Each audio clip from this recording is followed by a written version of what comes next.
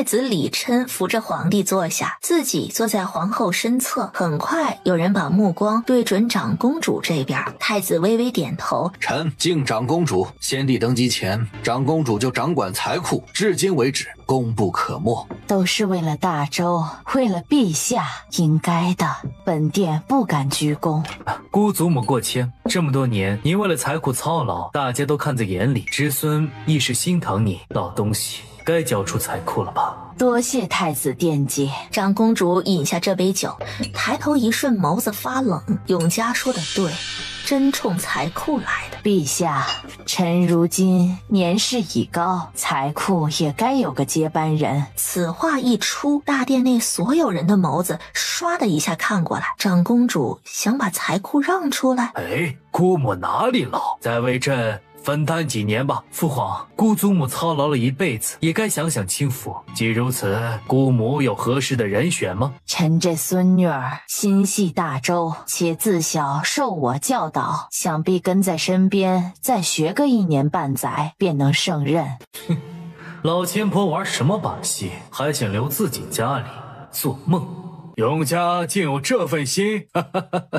皇伯伯日理万机，没有多余的精力在操劳财库。祖母又年岁已高，永嘉自幼跟在祖母身边，耳濡目染，自觉可以胜任。何况祖母还可以时常教导永嘉，而且永嘉是大周的郡主，受大周臣民供奉，也想为百姓尽一份力，不该尸位素餐。皇帝认真思索，永嘉既然有这份心，倒也可以一试。太子眯眼，他竟真要接管？陛下，不是老臣不信郡主，实在是郡主太年幼，而财库又异常重要。是啊，长公主，财库近几年越来越式微，也许换换人就会有所改变。郡主的确太小，且即将与犬子成婚，婚后只怕不便。爹，没什么不便的，儿子与郡主一起管财库。今天长公主封了儿子财库管事的官职。什么？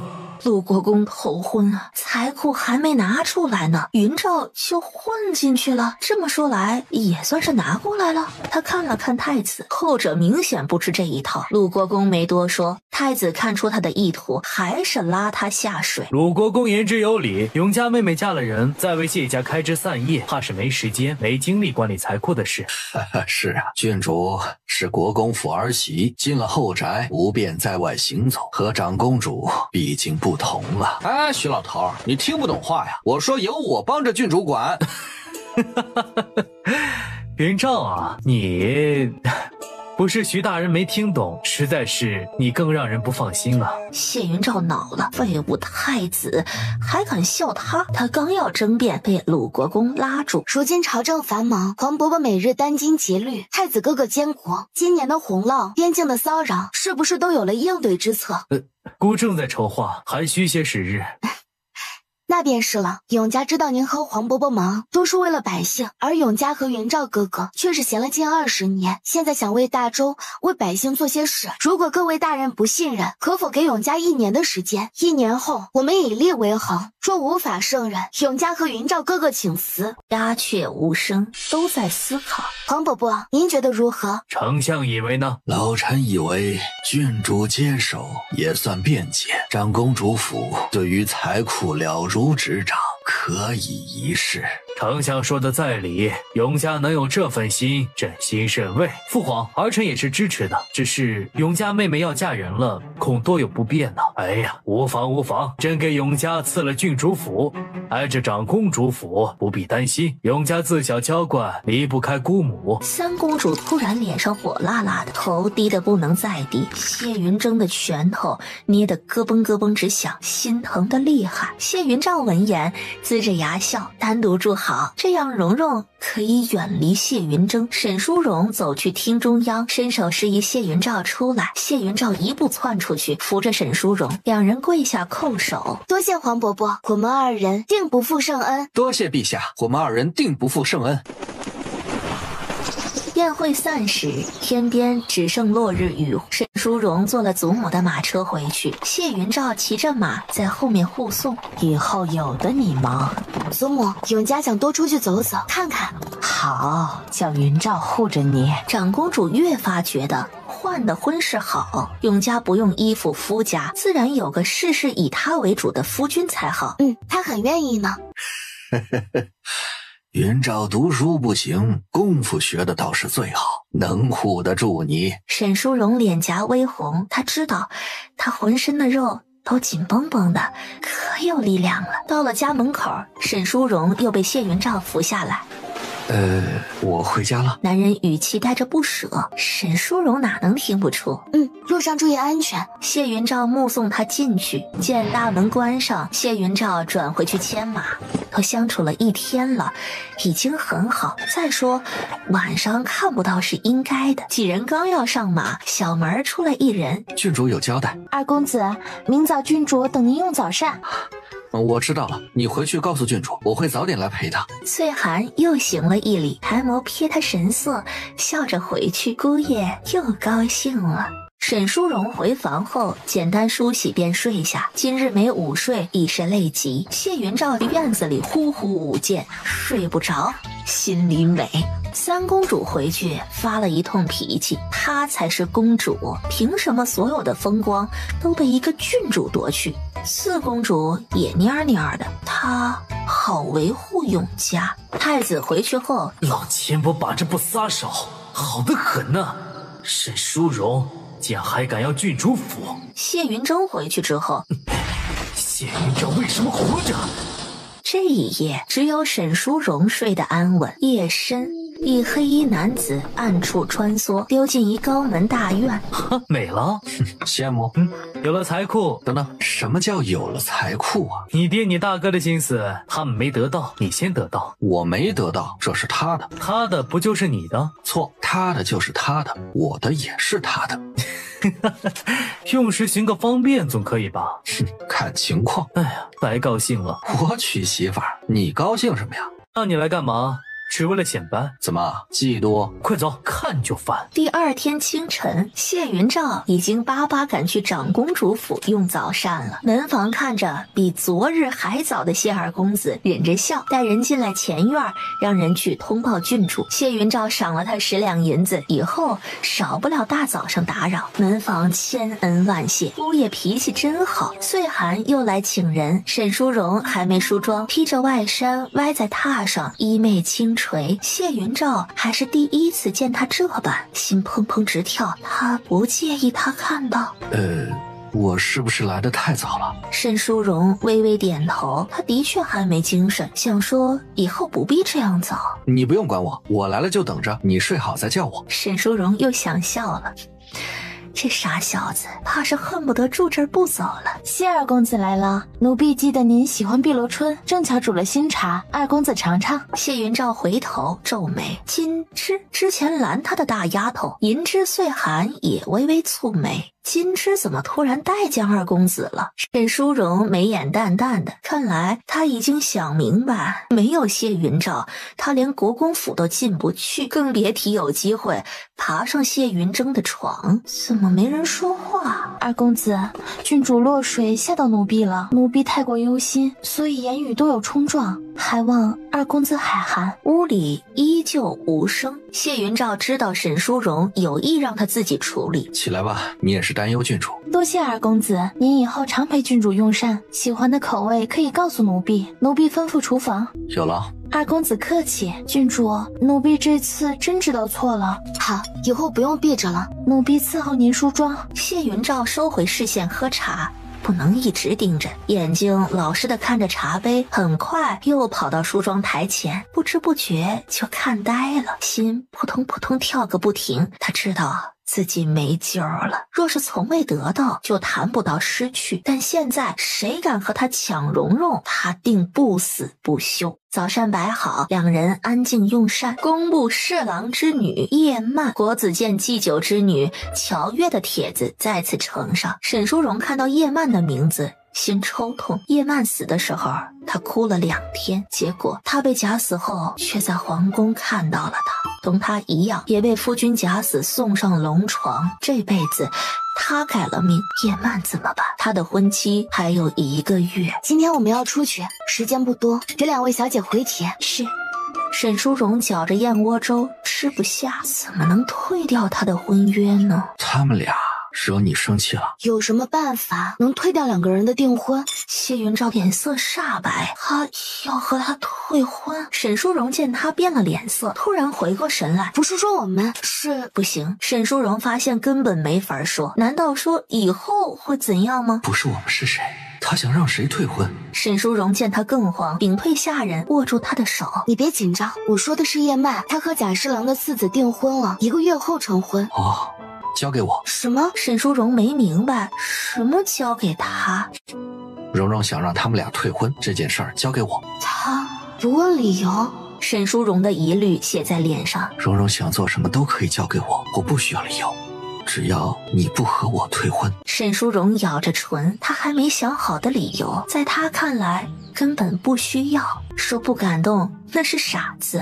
我们现在像是要退婚的样子吗？两人单独共处一室，同桌吃饭，两只手握在一起。不像。会不会很难啊？不会，对我而言再简单不过了。你怎么不问我为什么？你想做什么就做，没有为什么。我要是杀人越货呢？我替你去。沈淑荣心里甜甜的，他信。此时看着他微红的脸颊，好看的唇角，特别想亲上去，可是又怕吓到他，只好再忍忍。吃饭吧，今天还有很多事要忙。谢云照松开他，见他有了胃口，放心的吃了起来。叶曼和乔月等了几天了，都急着过来。谢云照给他们腾位置，跟着下人去了财库账房。上次见面已经很久远，沈淑荣此刻感怀上天的恩赐。郡主，听说陛下给你单独开封，只有公主才有的待遇，真好。是的，原本我还觉得你失去谢世子可惜呢，如今看来更好。国公府儿媳没有一府之主来的痛快。这么说，谢云照算是入赘吗？想入赘郡主的大有人在。谢云照虽是国公府的公子，但没有爵位，也算高攀。沈淑荣知道他们都不看好谢云照，但没关系，他的好越少人知道越好。别说我了，你们俩最近如何？不好，就那样。曼曼姐要成婚了，最近也忙得很。小乔，你怎么不好的？你们还记得我爹看好的小进士吧？他最近不和我联系了。不应该啊。沈淑荣回想，小进士前世特别宠小乔，成婚前小礼物、小情诗日日不落，从来没让他如此失落过呀。婚后也时常陪着小乔来国公府，小乔来找自己，他就去找谢云峥。许是他忙，过阵子就好了。可能是吧。我今日要出门，你们也去吧。好啊。谢云照以为会和蓉蓉单独出门的，趁人不注意时瞪了叶曼和乔月一眼。二爷，您坐马车吧，郡主嫌您黑。不，他只是怕我变黑。是，您请上车。坐什么马车呀？拿伞来。坐马车怎么能护在蓉蓉身旁呢？3个小姐妹乘坐一辆马车，后边跟着一辆空车，一行人前往西城。沈淑荣掀开马车窗帘，看到的就是骑着高头大马的少年郎。少年郎头顶举着伞。蓉蓉放心，这样既能保护又晒不黑。途中被几个认识的公子哥看到，还调侃一番。仙儿，谁家爷们儿撑伞呀？我是不是爷们儿？你挨揍的时候不清楚吗？你也不管管，我让的。他可真听话。他不是听话，是只听郡主话。你的小进士不最听你话啊？乔月吐吐舌头，撇出这几天的不联络，是挺听话的。一路上说说笑笑，在看到城西的难民时，沈淑荣2辈子也是第一次看到这种景象。有人卖身葬父，有人为子求药，每个画面都与昨日皇宫的歌舞升平大相径庭。怎会这样？我只是听爹爹描绘过，从未见过。谢云照抓着沈淑荣手臂，这里不安全，我们先回去。云照哥哥，我想再走走。谢云照护着他走进去。原本磕头的人磕得更频繁，都能看出几人非富即贵，求口吃的就好。云照哥哥，怎么了？以前的大周百姓安居乐业，四海升平，他们以前也是夫妻和睦，子嗣绕膝。如今没了家园，成了流民，太阳还能照耀多久都不一定。长此以往，我们的后代还能延续今日的安生吗？谢云照踌躇，他们2人的后代有他在没问题，但有一日他不在了，很难保证。我想利用财库重建他们的家园。蓉蓉想做什么，我都陪你。返程途中，马车里很安静，每个人或多或少都对人生有了新的感悟。依然撑伞骑马的谢云照，脑海里都是沈淑荣难过的模样，他心疼，他不该为这些烦恼，应该无忧无虑的娇娇美美的活着。让我爹派人施粥。我家也来施粥。沈淑荣没制止，多一个人出力，吃上饭的人就能多一个。我们自小的世界只有琴棋书画、金银珠宝，长大了又想着嫁给什么样的人，婚后会过什么样的生活，有一丝不如意都会难过几日。如今看到他们的生活，我觉得什么都没有活着重要。郡主说的对，我还在为小妾事郁郁寡欢，实在不该。有他没他，我的生活不会有任何影响。可这里的人不一样。叶曼也赞同，她的婚事将近，每天想的都是夫君会不会对她好，婆母会不会苛待她。如今想来，好像都不重要了。他怎么能带郡主去那种地方？又脏又乱，有难民暴乱怎么办？跟我去接人。探队要走，赤羽拉住他。世子爷，您不方便吧？就说有事公干，看到他平安再走。赤羽跟上是要有理由。两人还没走出昭辉院，国公爷有请。谢云峥给赤羽使眼色，自己去了正院。爹，何事急着叫儿子啊？哈哈，你的婚事该定下了。是啊，世子，魏家的姑娘对您情根深重，为人贤淑。儿子不急，不能再等了。云照就要掌握财库，你再娶个世家好些的，咱们国公府的未来才更稳固啊！国公爷说的是，世子爷，您的婚事要早些定下来，末将们的心也就踏实了。部下们很看好现在的局势，对国公府很有利。郡主带着财库嫁过来，谢云照这个废棋自此也算有点用。陆国公看着儿子不屈的神色，既然所有人都成了将就，你就挑个看着顺眼的吧。谢云峥闭上眼，缓了好半晌，才放下那股执念。父亲看着挑吧。既然都不是他，爹挑个于国公府最有利的便罢。云峥，爹没看错你，是能以国公府为重的。爹，没别的事儿，儿子先告退。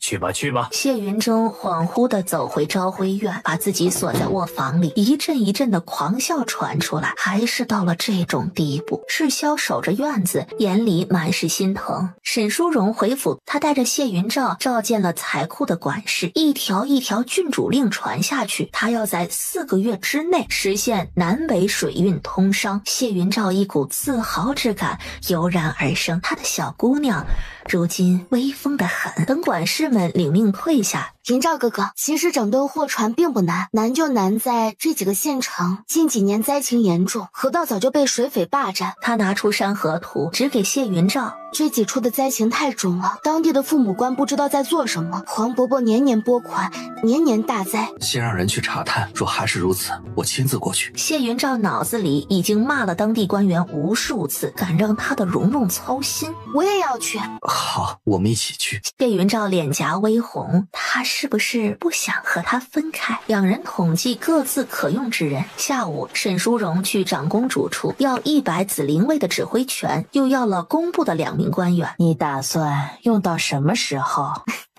不还了。长公主吸了一口气，这丫头胆子越来越大了。鲁国公府父子俩正和亲信议事，谢云照来了。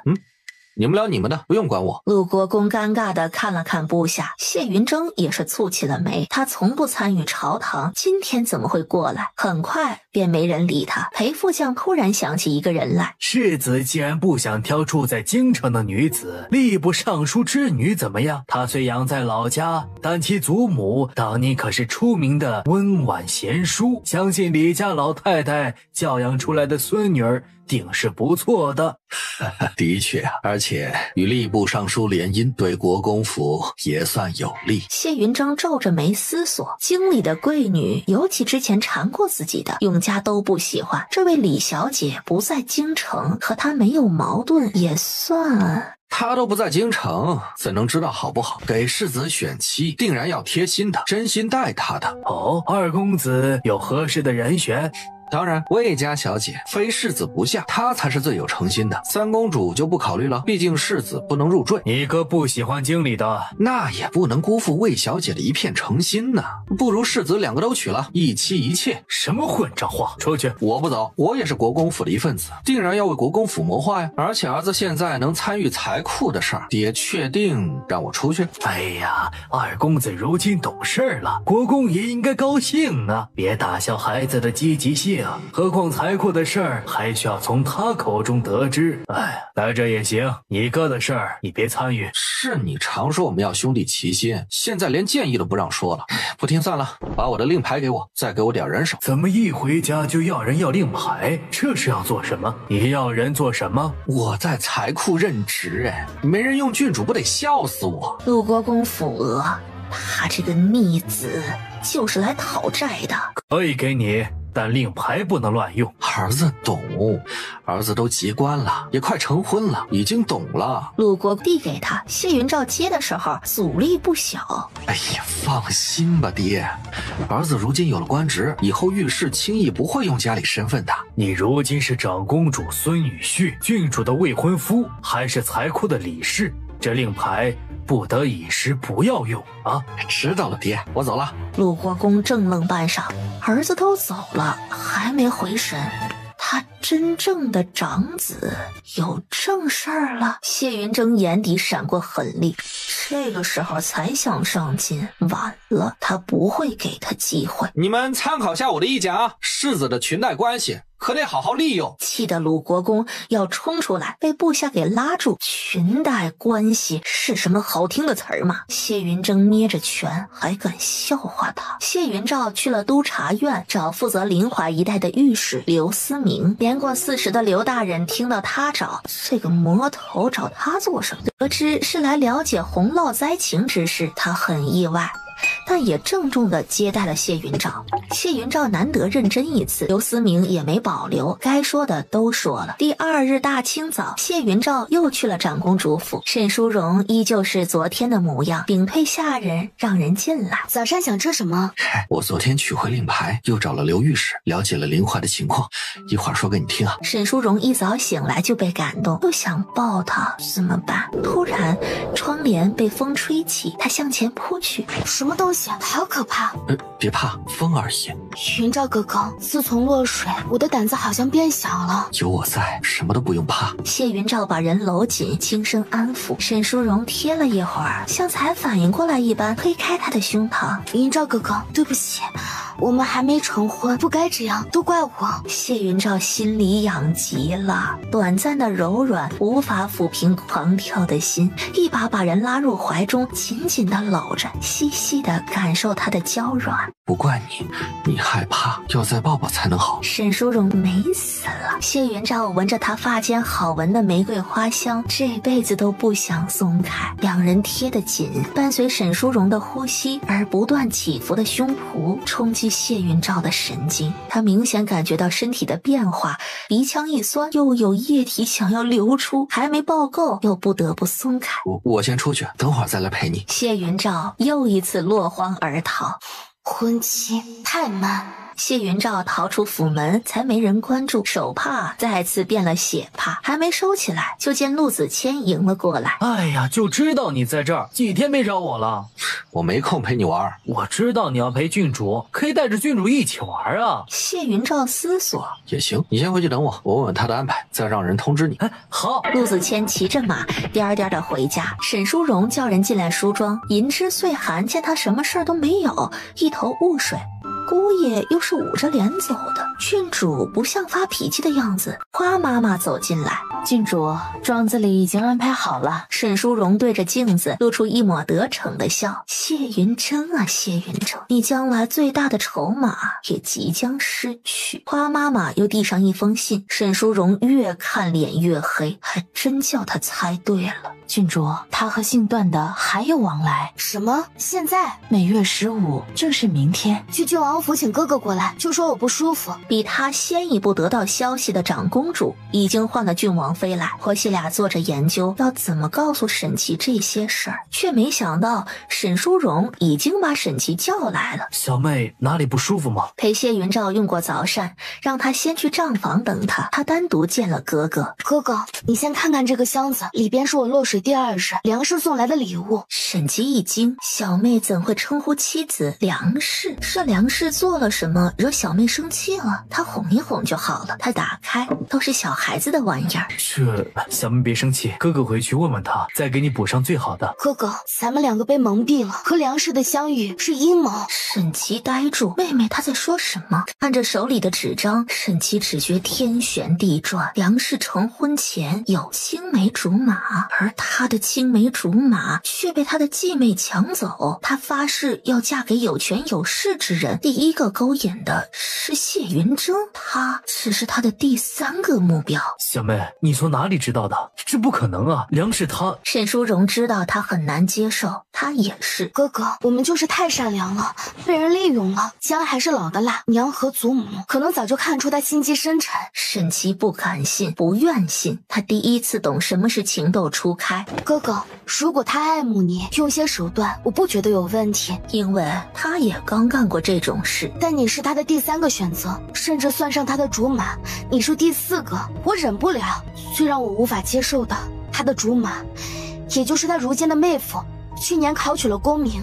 他们有偷偷见面。长公主得知孙子来了，暗道坏了，婆媳俩匆匆赶来。沈淑荣没让进，不来一剂猛药，她永远沉浸在自己幻想的爱情里，与其付出后更加失望，不如快刀斩乱麻。沈琪捂着脸，眼泪从指缝里流出来。等他发现时，忽然觉得脸热，让小妹看笑话了。咱们兄妹永远是最亲的人，我在你怀里哭的时候更多，哥哥不必在意。现在最重要的是另一件事，祖母向着太子，他却想搞垮我们。沈琪觉得这个世界已经颠覆了，他这21年是白活了。所以哥哥，同一家人的性命相比，梁氏还重要吗？沈琪的注意力完全被转移，摇了摇头，家没了，梁氏自然也没了，难过还有什么意义？原来这就是小妹接手财库的原因。沈琪走出沈淑荣房间，神色已恢复如常，在家人和性命面前，情爱不值一提。长公主郡王妃就在廊下等着，二人见沈琪出来，围过来打量。祖母娘，儿子有眼无珠，以后定然不会。婆媳俩见他没事儿，这才放心。郡王妃带着儿子回家，二人装作什么事都没发生，明天就看看他会不会真的出府。枕边人也不可信吗？枕边人，他在怕什么？又或者沈琪夫妇出了问题？别人我不清楚，但蓉蓉放心，可以一辈子信任我。沈淑荣难得心情好了一点。明天我有点事，你别来了。谢云照点点头，不能太粘人。好。第2天，一间茶楼的雅间里传来了亲吻的声音。再有2个月就要生了吧？是个男娃就好了。我这么厉害，一定是男娃，所有的家业最后都是我们的。沈淑荣惊呆了，梁氏肚子里的孩子。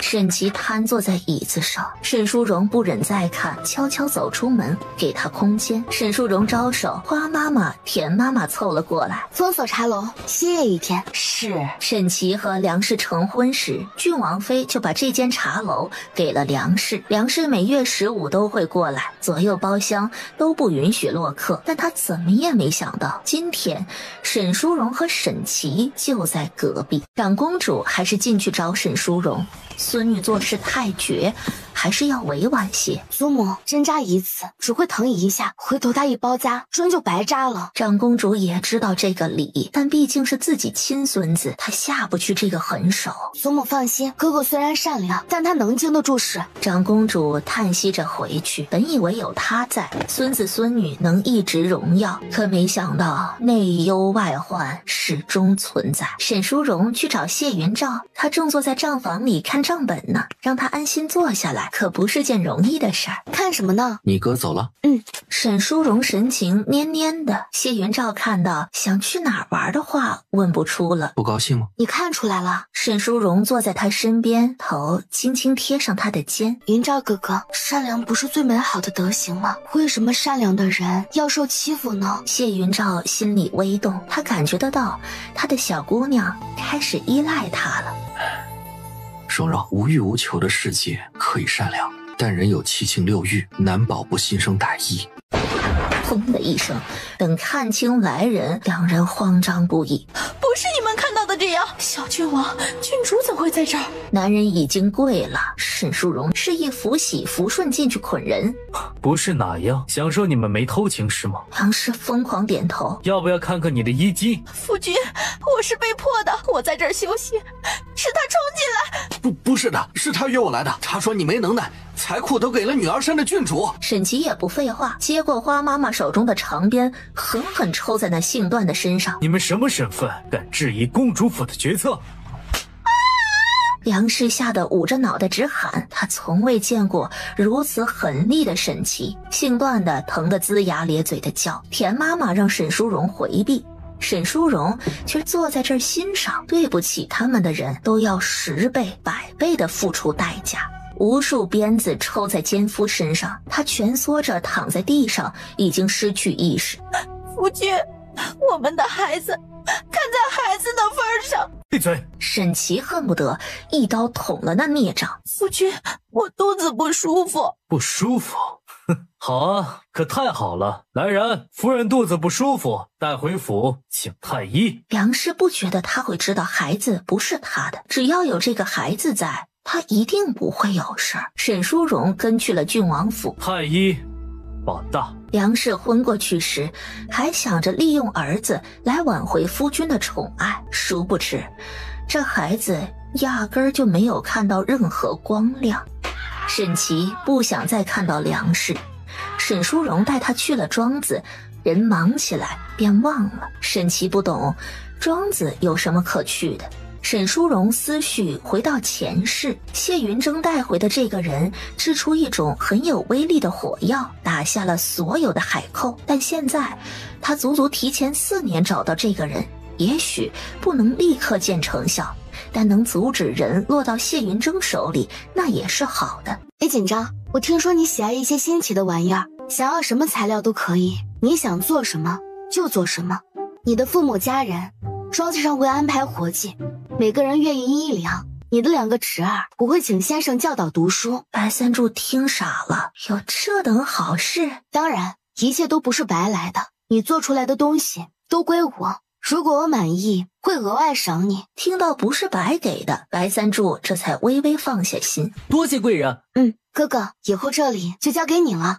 小妹放心。马车里，沈琦已经知道小妹要做什么了。为了一家人的平安，他责无旁贷。下午，沈淑荣是一个人回城的。最近的京城热闹非凡。先是昨天，段家公子被人打得只剩一口气儿，扔在了段宅门口。今天还有更新鲜的，有人敢逛花楼不给银子，人被花楼扒光了衣服打了出来，又在花楼门口被认出。这不是贾侍郎次子贾才庸吗？沈淑荣没想到会是这样的方式啊！他的男人做事就是快准狠。沈淑荣现在没时间找他，要去亲自劝一下叶曼。婚前发现总比婚后好。叶曼一听，对呀，婚后发现他如此，一辈子岂不毁了？郡主，我不要嫁给他。沈淑荣心里当然是高兴的，这样就避免叶曼被贾才庸送给狗太子。沈淑荣想分分小姐妹的心思，便带她出去看戏。刚上2楼，还没等进雅座，就看到了谢云峥。本想装作没看到，却见他大步走过来。郡主也来看戏？谢世子。郡主，我去看看小乔。走去了雅间，走廊里便只余下2人和各自的奴仆。谢世子也来看戏？听有想见的人，所以才来。沈淑荣开始反胃，原来深情是可以装的。想必是世子婚事定下来了，与未婚妻有约，永嘉就不打扰了。他转身欲走。且慢，是定下了，但避开了你不喜之人，是李尚书之女，她自小跟着祖母养在老家，昨日才回，你们没见过。不在京的女子多了，他为何挑吏部尚书之女？都是为了他自己，说的冠冕堂皇，避开他不喜。哼，恭喜谢世子，他们还在等我，我进去了。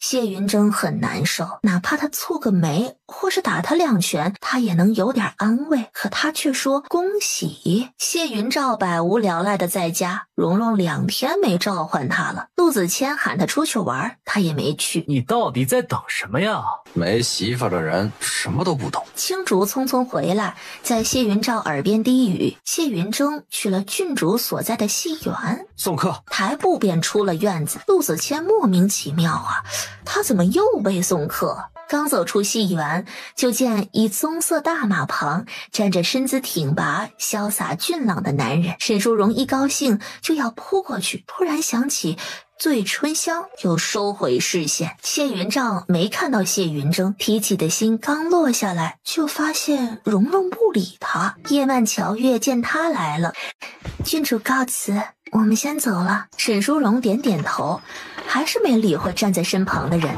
马车过来，沈淑荣躲开男人的手，让银枝扶着上了马车。谢云照更慌了，他见过谢云峥了，不理自己了。马车刚要驶离，谢云峥从门口走出来，兄弟俩看向彼此的目光和敌人没什么区别。谢云照抬脚就上了马车，自己才是他的未婚夫。谢云峥眯着眸子，手紧握着，想拽他下来。你来干什么？我来接你。谢云照可不敢说，因为谢云峥。你怎么不去醉春香？虽然知道他心里只有自己，但一想到他和那种场合有接触，心里就难受。谢云照懵了一瞬，蓉蓉生气不是因为谢云峥，不能以为他去花楼了吧？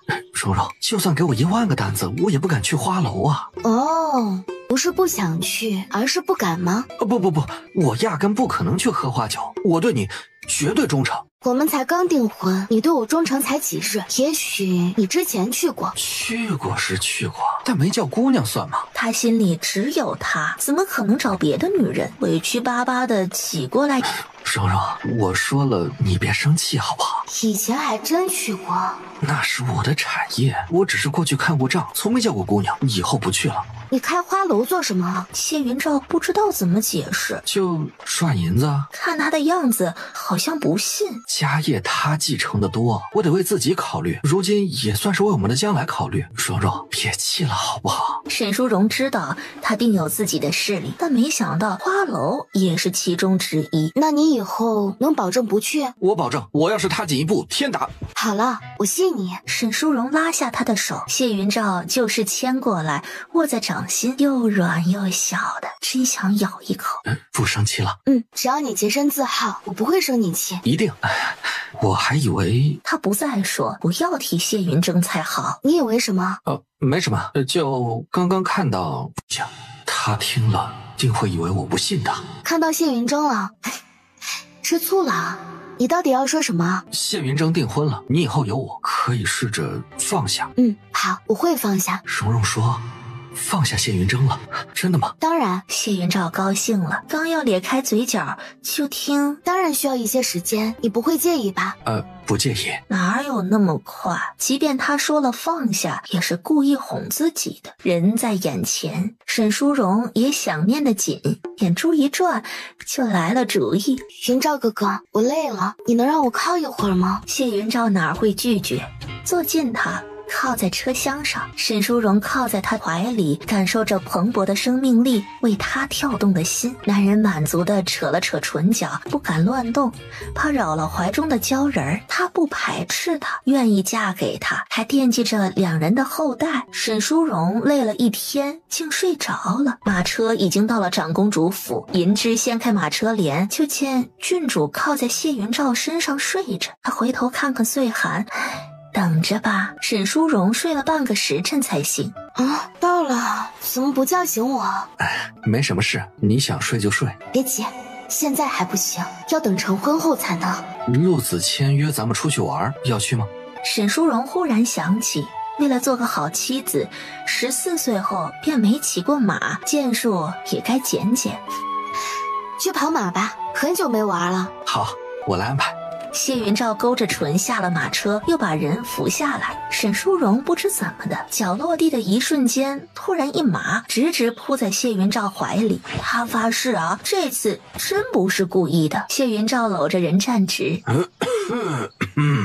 祖父，见过太傅，永嘉回去。沈淑荣对谢云照眨眨眼，提着裙子跑回府门。谢云照见他俏皮的小模样，心里犯痒，又不敢放肆，只能忍着笑意。以后没事的时候少来，毕竟还没成婚，要考虑永嘉的声誉。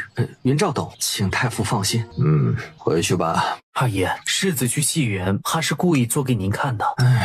郡主知道他订婚了，但他现在还不能完全放下他。世子婚期只比二爷晚1个月，等你们都成婚了，郡主自然就放下了。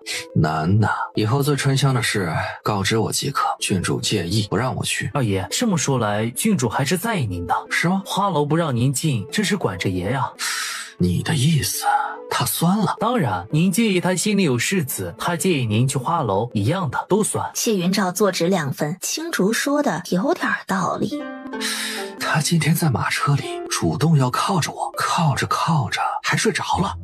恭喜二爷，郡主哪是不排斥您啊，分明就是接纳的很良好。谢云照来回走动，他心里也是有他的事吗？那他可不可以咬他的手？可不可以只是老太傅会盯着您。谢云照的想入非非戛然而止，不能总去找他出去玩。老太傅不可能跟着吧？接下来的几日，鲁国公府议事厅没有看到谢云照的身影。皇城内的跑马场上，一袭红色身影绝尘而过，谢云照的目光一圈又一圈跟随着，凝视着自己心爱的小姑娘。陆子谦也被吸引。这么好的女人，便宜谢云照了。别在这碍眼，找他们玩去。重色轻友。你说说，自从你订婚，闭嘴！蓉蓉过来了。沈淑荣要下马歇一会儿，谢云照跑过来扶人。累了吧？云照哥哥，我家旁边那块地是我送给你的跑马场。送我的跑马场？傻子，怎么还愣神了？我知道你喜欢玩，可以跟祖母要的。等咱们的宅子修整好，跑马场也差不多建好了。他们刚订婚，他就送他这么大的礼。谢云照像是飘在天上，他一定是灵魂出窍了，否则怎会幻听？沈淑荣看他这样就知道，他的男人被他感动了。云照哥哥，我好久没射箭了，你教我好不好？等谢云照回过神时，怀里已经有了人，背贴着他的胸膛，一双拉弓箭的小手分别被2只大手包围着。云照哥哥，是这样射吗？谢云照的心腾腾腾跳个不停，像是要跳出来，再滚2个滚儿，脸一直红到了脖子根儿。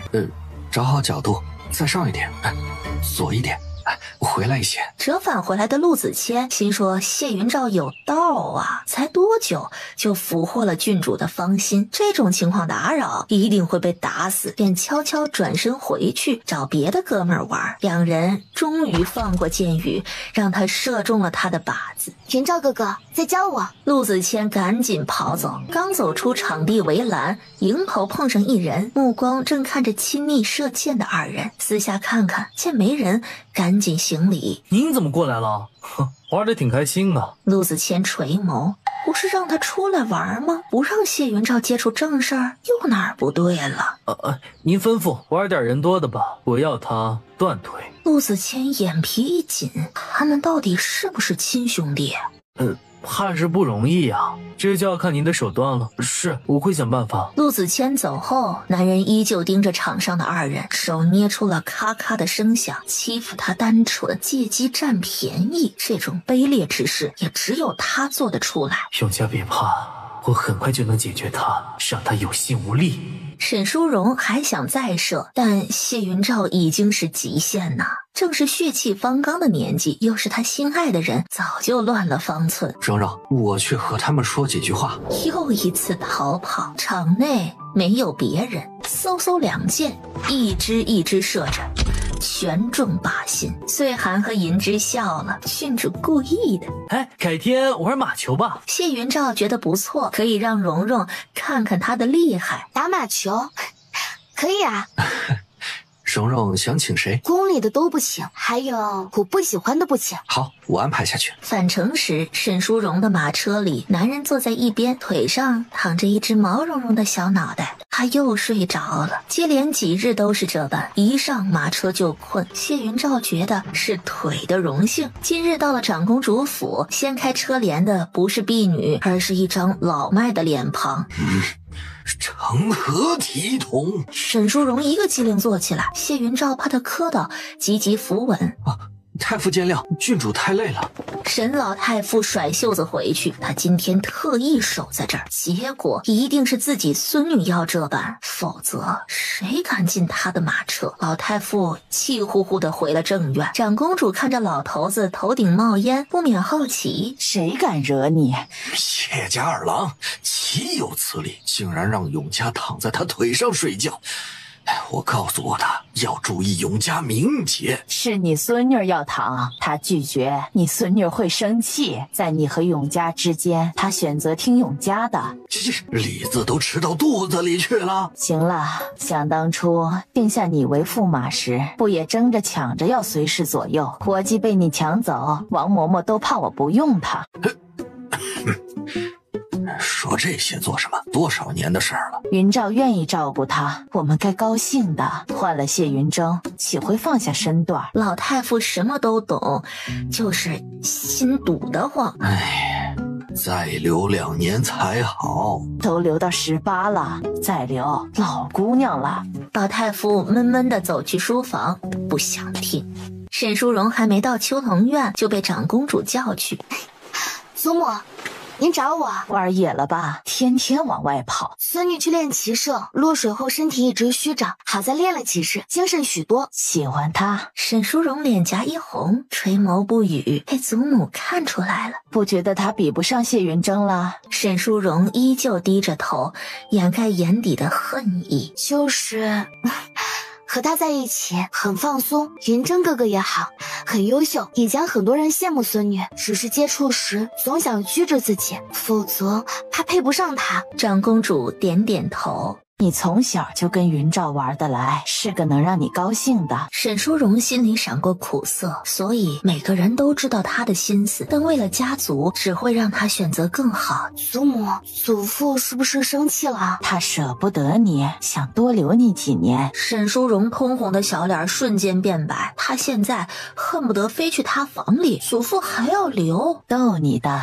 祖母说过他了。祖母打去永嘉，讨厌。谢云照回府这一路，嘴角都是翘着的。他和蓉蓉越来越亲近了。鲁国公府正院堂屋，国公夫人拿着一盒东珠欣赏。这原本是要给永嘉的聘礼，娘当年以胎生下你们2兄弟，太后赏赐的，如今送李婉儿吧。谢云峥胸口闷闷的，不说话。他原本的聘礼都是要给永嘉的。娘都说了，是给郡主的，当然还是给郡主啊，定下给谁就给谁，跟哪个儿子娶她有什么关系啊？国公夫人皱眉，他怎么这时候回来？别闹，娘给你大哥挑选聘礼呢，你们婚期就差1个月，来不及多准备了。伸手要拿，谢云照举高，他拿不到。听话，你嫂嫂毕竟是世子夫人，有这颗东珠好看。永嘉还是郡主呢，她一个尚书府小姐，凭什么大过郡主？拿回来，娘给永嘉准备更好的。娘，给郡主吧。反正他的心已经给了永嘉，东珠给不给李婉儿又有什么区别？能得永嘉开心，他愿意。本来就是蓉蓉的，她装什么大方？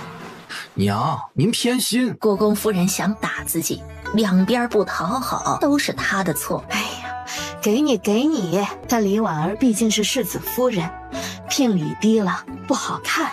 世子夫人又如何？争论起来，郡主是皇亲国戚，我爹在她面前都要行礼的。你不做了，还做什么做？等他过门啊，我和你爹给他敬茶呗。那倒不用，毕竟她嫁了我，是你们儿媳妇，但你们不能因为她是我媳妇就不把她当郡主啊！快滚回你院子，我不叫你别来烦我。娘，还有什么好东西记得给郡主啊！我走了。青竹，这颗东珠加上聘礼单子。是爷。第二日，谢云照、陆子谦拟定马球赛邀约名单，还没开始定，谢云照被鲁国公的护卫叫去议事堂，只来得及叮嘱不邀请宫里人。屋子里正议论太子的兵税，这件事对咱们最有利，应该支持太子。谢云照坐在椅子上听，越听眉头蹙得越深。当兵乃一家荣耀，甚至是一族荣耀，的确不该再免税了。说得对，如今国库空虚，水灾即将来临，正是需要银子的时候。若能把兵士家人的税收上来，想必能缓解很多。这群人忘了祖上是怎么爬上来的，以前不都是小兵吗？如今身居高位，便可以不考虑底层生死。儿子在外打仗，不能在家尽孝，还要收父母的税，不定哪天战死还荣耀呢。这么荣耀，你怎么不把你儿子送去打前阵呢？谢云照正不耻，屋子静了下来。看我做什么呀？怎么不能笑？二公子，我们以为你有话要说。我还是不说话的好。二公子可以说说近日财库的计划，我们也好有个数。谢云照挑眉，想掺和一手。还在初步整改，没什么进展，也没什么计划。君主说要慢慢来，稳一点。二公子，刚刚我们所说的兵税必须有个名头，如今财库整改蓄势待发，所以……谢云照抬手打断，原来找他的目的在此。收起你们的小心思啊！财库是赚银子的，不是克扣兵士的。谁敢克扣兵士？只是家里的免税不再减免。你放心，多征收的税会给财库分成，爹去和太子说。对，财库也正需要。谢云照不为所动，这群人也许疯了，为了银子命都不要。若真实行，短期内影响不大，长期定征不来兵，军营也会怨声载道，军心不齐。你们看我干什么呀？我是财库小理事，不是财库老大。儿子，你先去探探口风，剩下的交给爹。行吧，我作为财库理事，不同意你们这个兵税，所以请各位另求他法。二公子怎能一人定之？哎呀，就是啊，长公主和郡主未必不同意，到时候二公子也算是为财库立了大功啊。国公府和长公主府联姻的目的就在于此。谢云照收起漫不经心，他知道他们不会轻易放弃，但说谁联姻呢？我可以去问，但要带着诚意。分几成？谁来分？能分多少？军队出现暴乱，谁负责？你们先拿出个章程给我。鲁国公骄傲的昂头，不愧是他儿子，即便不学无术，也是对国公府有用的。屋子里又商议起别的事，谢云照耐着性子听完，已经一个上午过去了。走出门的那一刻，嗤之以鼻。蓉蓉今天没约他可以借议事去长公主府。沈淑荣正忙财库的账，听到他来了，苦了一上午的脸消失得一干二净，忙让人请进来。金枝笑着迎谢云照，这段日子郡主出去都不带他越来越心慌。二公子您来了，郡主等您呢。沈淑荣摆摆手，婢女们已经习惯，就出去了。云照哥哥怎么来了？有点事儿。早上家里议事，太子提议兵士家中不再免税。沈淑荣点点头，是有这件事。你家里支持？不光支持，还要以财库缺银子为由头，让我来和你说。你也支持？我支持他们做什么呀？不过我没反对，我让他们拿出个章程，等他们拿出来呢，我们也不同意。拖得越久，这事儿就越难成。他总能出乎他的意料，国公府的好处都不顾。谢云照被他看得发懵。不对吗？难道你真觉得财库可以跟着获利呀？不是，财库是造福百姓，不是克扣百姓的。谢云照放心了，他就知道蓉蓉不会。但是云照哥哥有没有想过，我们再拖就能拖多久？如果他们同意让9成，我们还有拖的理由吗？蓉蓉，你有办法？沈淑荣沉默。有是有，只是我的办法对鲁国公府未必好。只要国公府不倒都没关系。国公府要是倒了，他更配不上蓉蓉。不至于，顶多被骂几句，没利可图。他要让所有兵士积攒愤怒，积攒到爆发时再拆穿是谢云征的主意。他要看到谢云征失去谢家军军心，谢云照才不管有没有利，有利也不给他。这算什么？根本伤不到筋骨。你且说来，我来办。这件事宣扬的越广越好，军营里更要人尽皆知。以财库的名义，财库岂不是被恨死啊？我们配合，最好让太子他们知道我们很急需这笔税收，但以财库的名义，最终请旨也只能由财库请，到时候请不请，什么时候请，做主的就是我们了。谢云照恍然，这样的确把控得更好。谢云照陪沈淑荣礼账，用过晚膳才走，在临风居等他的陆子谦已经风化成干，谢云照一丝愧疚都没有，用收留你一晚施舍般打发他一肚子怨念。第二日一早，谢云照要去接沈淑荣，让陆子谦先去查看场地布置。谢云照带着沈淑荣进场，抬眼就看到了坐在台正中的太子。不是说了不请宫里人？哎，太子怎么来了？谢二不是我请的，压根没往宫里送帖子，是他们自己来的，我都没有准备他们的桌。两位公主也来了，正在花园里赏花呢。哎，蓉蓉，我特意叮嘱不请的。没关系，来了就好好招待吧。他没上看台，转身去了旁边的花园，盯着他的背影。谢云照自责，蓉蓉一定生他气了。沈淑荣来得晚，贵女们已经围着两位公主恭维起来。三公主才是最配得上谢世子的，若不是身份所迫，哪能轮到李家小姐？怎么哪都有谢云珍啊？还好他今天没来，否则他一定掉头回府。没办法，谢世子有出息，不可能入赘皇家的。是啊，几个人聊得开心，谁都没注意到旁边花丛后有一面生贵女正抖得厉害。谢世子值得这世间最好的人。就是不在京城长大，不定养得多小家子气呢。行了，没能耐让人家入赘，可以下嫁，没人拦着。三公主羞愤欲死，她是在羞辱自己。本公主怎能下嫁？既然不能，就别在这妾有意郎有情的，人家都订婚了，你该想想驸马人选。花丛后的贵女手慢慢松开，这个女子为人不错。她是谁？回小姐，是长公主府永嘉郡主谢世子同胞弟弟谢云照的未婚妻。小姐还不知道，永嘉郡主的婚事是从谢云征变成谢云照的，要不要告诉她？她倒是不错，不像其他人只会阿谀奉承。是呢，我还不急，永嘉姐姐婚事在即，自有空出来。云照哥哥办的马球赛，我自然要过来。是谢二公子办的吗？请帖写的鲁国公府，我们还以为……沈淑荣明白了，难怪这么多蝴蝶扑过来，他们俩还把太子带来，以为是谢云征办。三公主想躲开他，拉着四公主走了，结果身后的贵女都围着沈淑荣。郡主，您今日穿着便利，也要上场吗？不会，算是应景。你们怎么还不过来？去吧，护好两位公主。贵女们都走了，沈淑荣刚想回马车换身衣裙，见一清秀女子过来，沈淑荣没见过，等着人跟她行礼，毕竟没人不识得她。人到了近前，见过永嘉郡主，不知是哪家小姐？我是吏部尚书之女李婉儿，前日刚回京，以后我们同住过公府，可以常一起聊天。沈淑荣皱着眉，她不知道她曾是谢云征未婚妻。沈淑荣见婆子脸色难看，就知道还没告知，也不打算多聊，毕竟等李婉儿知道了，怕是会后悔死刚刚主动见礼。本郡主有些不舒服，要回马车更衣，抱歉，失陪。李婉儿错愕，她将来是她嫂嫂，家中中馈也会交由她管，巴结讨好不至于，毕竟是郡主，但也该礼貌些。郡主慢走。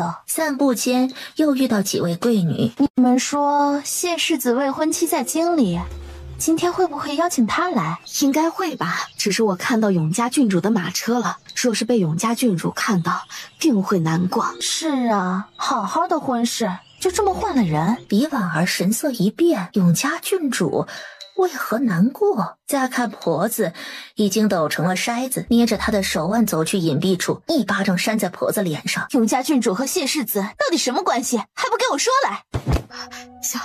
小姐，永嘉郡主原本与鲁国公府有婚约，大家都以为她会嫁给谢世子，可一次意外落水，被谢二公子所救，这才知道与郡主有婚约的是二公子。这种话你也信？分明就是他和谢世子被迫分开。我说他刚刚不理人，这不明摆着放不下谢世子，厌恶我吗？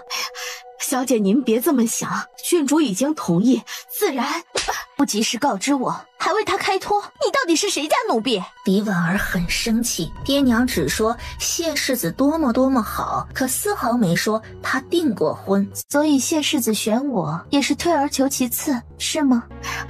当然不是，小姐出水芙蓉一般，谢世子只是以前没见过你，只要他见过，心里定然装不下别人。你以为我会信？回家，我要退婚。哎呦，小姐，您说什么胡话呀？正愤愤地走着，突然一匹马在他身前勒停，前蹄扬起，李婉儿被吓得什么人不要命了突然冒出来？对不起，冒犯了谢世子，我家小姐正是李尚书之女李婉儿。李婉儿。李婉儿放下手，抬头看向骑马的男人，这一看就看呆了。对了，刚刚婆子说谢世子，他就是谢云峥。李婉儿见过世子。看着即将和他携手共度一生的女人，谢云峥没什么表情，内心毫无波澜，但也知道礼数，翻身下了马。李姑娘好，是要回府吗？不是，只是回马车取帕子。